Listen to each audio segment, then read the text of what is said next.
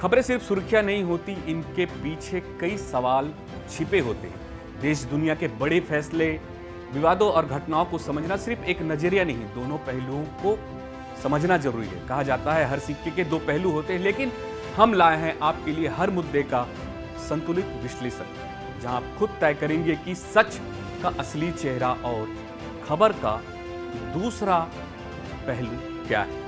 देश एक बार फिर उस मोड़ पर आ खड़ा हुआ है जहां धैर्य की नहीं बल्कि निर्णय की जरूरत है। आतंकी हमला देश की सीमा पर नहीं बल्कि हमारे सब्र पर हुआ है और इस बार भारत ने स्पष्ट शब्दों में कह दिया है, अब चुप नहीं बैठेंगे। प्रधानमंत्री नरेंद्र मोदी की अध्यक्षता में हुई राष्ट्रीय सुरक्षा परिषद की आपात बैठक में लिए गए फैसले ने यह साबित कर दिया है कि भारत अब आतंकवाद को सिर्फ निंदा की भाषा में नहीं बल्कि कार्यवाही की भाषा में जवाब देगा। बैठक में सेना प्रमुख, राष्ट्रीय सुरक्षा सलाहकार, खुफिया एजेंसियों के प्रमुख और गृह मंत्री मौजूद थे।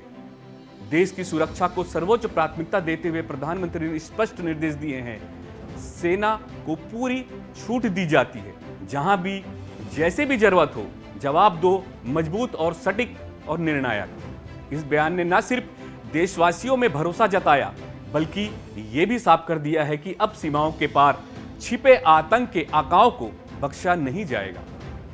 प्रधानमंत्री ने बैठक में कहा, यह सिर्फ सुरक्षा का मामला नहीं है, यह हमारे आत्मसम्मान का सवाल है। भारत को अस्थिर करने की हर कोशिश नाकाम की जाएगी। इस बयान के तुरंत बाद सेना और वायु सेना के उच्च अधिकारियों ने अपनी तैयारियां तेज कर दी है। सीमा पर निगरानी बढ़ा दी गई है, खुफिया एजेंसियों को हाई अलर्ट पर रखा गया है और ऑपरेशन की रूपरेखा बन चुकी है। देश के अलग अलग हिस्सों में भी एक आवाज उठ रही है, अब जवाब चाहिए, अब जवाब चाहिए। चाहे सोशल मीडिया हो, समाचार चैनल हो, आम जनमानस, हर कोई सरकार के इस सख्त रुख का समर्थन कर रहा है।